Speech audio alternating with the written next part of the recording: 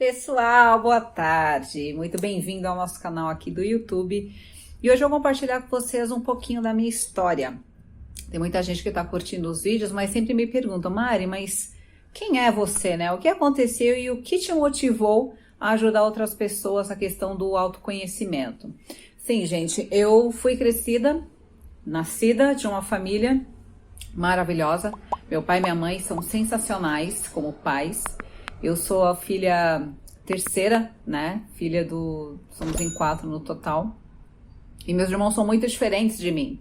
E eu sempre percebi que eu tinha uma diferença com os meus irmãos, no sentido de atitude, no sentido de conhecer a vida, no sentido de querer explorar, no sentido de querer ser diferente.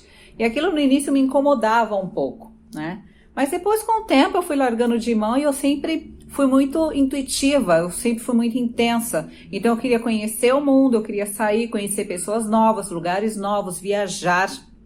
Ou seja, eu não era nada quietinha. Mas nunca fui de dar trabalho para minha família. Pelo menos isso, um dia a gente, posso gravar com os meus pais para que eles tenham essa impressão. Eu sempre fui muito correta no sentido de passar informação aonde eu ia, com quem eu ia, o momento que eu ia voltar, o contato do amiguinho que eu estaria. Então, nesse sentido, eu sempre fui uma filha tranquila. Então, eu fui crescendo, mas eu não tinha muitas expectativas. Os meus pais sempre foram muito simples, mas eles sempre nos ensinaram os valores e princípios básicos de ser uma pessoa responsável, do amar o próximo, do respeitar, da fidelidade, do ser honesto. E a minha mãe sempre me falava, né? Cuidado com quem você vai namorar, não seja namoradeira para não ser e não aparecer como moça fácil. Aquilo eu não entendi o que era ser moça fácil. Mas eu sempre tive relacionamentos longos, duradouros. Não eram essas meninas que ficavam saindo com um e com o outro, até porque eram outra época, né?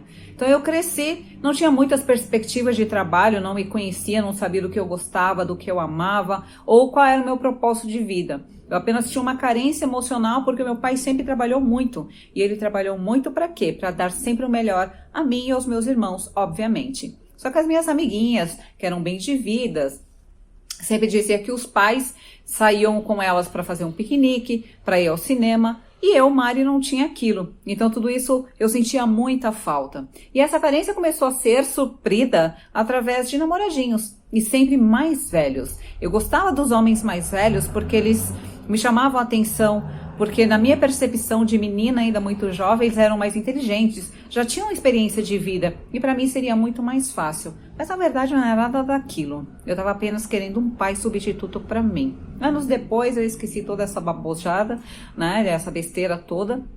Só que aí já era tarde demais, já tinha sofrido muitas decepções amorosas e eu ainda continuava estagnada, principalmente na minha carreira. Quando eu tinha por volta dos 25, 27 anos, eu reencontrei um namorado antigo e aí sim nós decidimos nos casar, porque a coisa mais importante da minha vida e minha missão de vida, minha conquista era: eu quero uma família. Mas uma família entende-se por ter um marido. Eu nunca quis ter filhos e sempre fui muito tranquila quanto a isso. Desde muito jovem, sem nenhum entendimento, eu já dizia para minha mãe: de mim você não vai ter nenhum neto, então se contente. Então minha família, já sabendo, nunca me cobrou também. Mas o mais legal é que eu, não querendo ter filhos, eu criei para mim, atraí para mim um marido que já era até operado, vasectomizado, para que eu não corresse nenhum tipo de problema, ou que se no futuro ele quisesse ter um filho e me cobrasse isso. Então filhos nunca foi o meu projeto de vida, e sim um marido em si.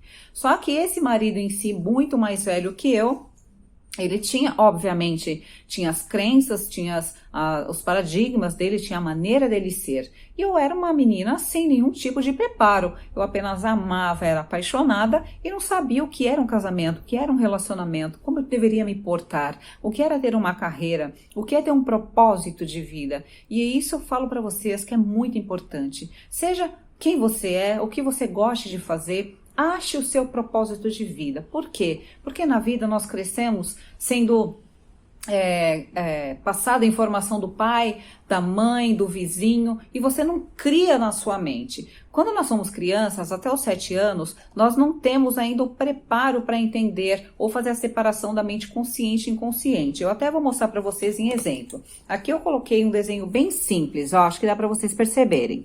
Aqui imagine que é a nossa mente, e aqui é o nosso corpo, ok? Então, nós temos a mente consciente e a mente inconsciente. A mente consciente, ela significa da totalidade de 100% da mente, 5%, e o inconsciente, 95%. Quando nós somos crianças, até os 7 anos, nós não temos essa parte de cima, ainda não foi formada. Né? Então, tudo que o pai fala, que a mãe fala, que a avó fala, o vizinho, vai entrando aqui, ó, pro inconsciente.